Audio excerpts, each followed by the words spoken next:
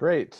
Hi, this is Morgan Patelka. I am chair of the Department of Asian Studies, and I'm here today with my colleague, Professor Claudia Yaghoobi, who is an expert in Persian studies. I want to talk to you today, Claudia, about your research. Nice to see you. Nice to see you too. Hi, Morgan. Hi, thank you for Thanks talking with me. for me. So you have been very productive, and there's actually a couple different projects that we could talk about today. Your first book is called Subjectivity in Attar, Persian Sufism and European Mysticism. Would you be willing to summarize that book for us? Tell us a little bit about your research in that area. So this is the book, and I love the cover. It's a beautiful image. The book was a revision of my dissertation, PhD dissertation. Of course, many things, as usual, changed in the final version, but the book focuses on medieval Persian Sufism and Sufi poetry. And then I look at the Sufi poetry written by Attar comparatively with some other Christian mystical works of the Western world and Europe.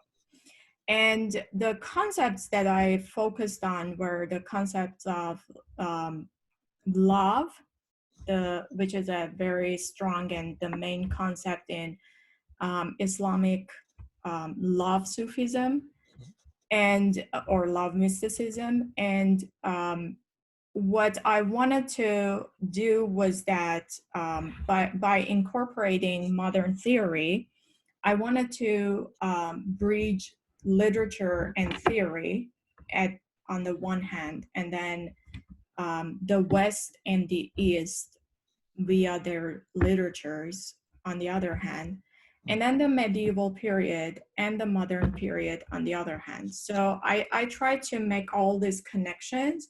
And then the way that I read the material was reading them contrapuntally, that is alongside each other, one another, rather than imposing the theory on, for example, Persian Sufi poetry. But the main concept that I looked at was the concept of transgression when one is in love. So it was through love that, for example, the speakers or the characters in this parables or poetic, stories, narratives, because of love, they would transgress the hegemonic discourses of their society or, legal maybe decrees or sociocultural norms or religious norms, and because of that, that transgression and that crossing of the boundaries, they would come to a better understanding of their own self, which was interesting because the main argument was to understand the other. These characters cross boundaries because of love to know their own self so that they will know the other. So that was my first book, and it was published in 2017. So how does that research relate to your second book, which has just come out from Cambridge University Press, and I think the main title is Temporary Marriage in Iran? Is that right? It is Temporary Marriage in Iran and Gender and Body Politics in Modern Iranian Cinema and Literature. So the link between all the works that I do is I advocate and I root for the underdog. So both in my first book, the characters that I looked at, and the second book, and also the third project that I have in my hands, in all of them, I'm looking at, characters or populations and communities that have been underrepresented. For example, in my first book, I looked at a female Sufi poet who was considered to be the first female Sufi. And I looked at her writings in terms of construction of gender in medieval period and in terms of Sufi poetry. And Sufism, I should mention, is a very male-dominated sphere. Even today, if you look at the scholars out there who work on Sufism, the majority you'll see are men. And then the second book, I looked at literature and cinema produced in modern Iran. I cover 100 years from from the Qajar period. It's actually, 1921. I mean, I cover a little bit before that too, but the first literary work that I look at was published in 1922 and focuses on the story, the setting of the story is 1921. So it's modern Iran, and I examine the position of temporary wives in Iranian society, in Iranian culture, through their representation in literature and cinema up to 2011. And the truth is that even though temporary marriage is a very legitimate type of marriage in Shia Islam and is practiced very commonly in Iran, it carries a strong stigma, especially for the woman. So it does have its own impacts also on the man who's involved in this type of marriage, but it is mostly on the woman. The woman has to carry the stigma. So I looked at the ways that the female body through these temporary marriages was politicized during different time periods in Iran. And I'll just give you an example that, for instance, in different time periods, when we had sociocultural, political, religious corruption spreading in the society, in all the representations that we see in the literature, this is mapped out onto the female body. So what do I mean by that? Is in all these stories, it is the female body that has to be eradicated from the society so that this corruption can be eradicated. So most of these temporary wives, temporary women, get murdered and die at the end of the story to save the society, basically. So that was my second book. Yeah, well, and so that leads us very naturally. How do these themes of love and marriage, but also outsiders with transgressive possibilities, how do these themes emerge in the research you're doing now, which I believe is on diaspora and poetry? Am I right? So my current project, which I started in 2014, I've been working on this for 6 years and I have published 2 articles on it, is about the Iranian Armenian diaspora. That is, Armenians who ended up for some reason somehow in Iran. And of course, we know historically when those times were, and one of them was during the Safavid period, Shah Abbas, who forcefully brought Armenians to Iran to fight against the Ottoman Empire.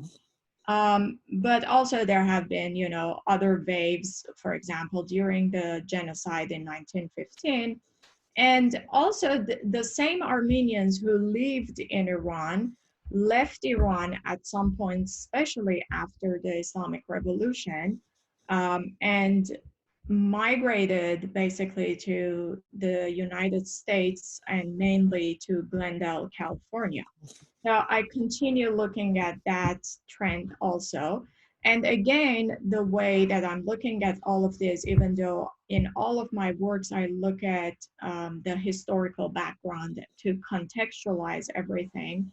My primary texts are literature and documentary films and cinema and poetry, stories, and all of that.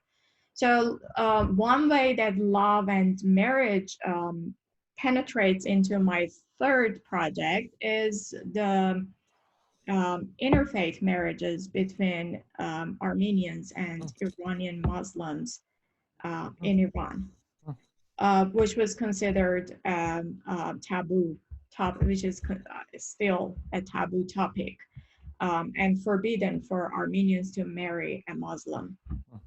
The other topics that I look at is the influence of language, for example, the ways that Armenians, being a minority population, try to maintain their heritage, their roots, and but on the other side, they try to also assimilate in the mainstream culture, because otherwise they won't be able to find employment or other, natural basic things in life.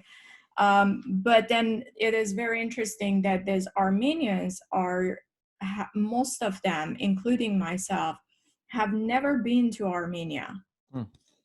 And however, they kind of symbolically keep their ties with Armenia.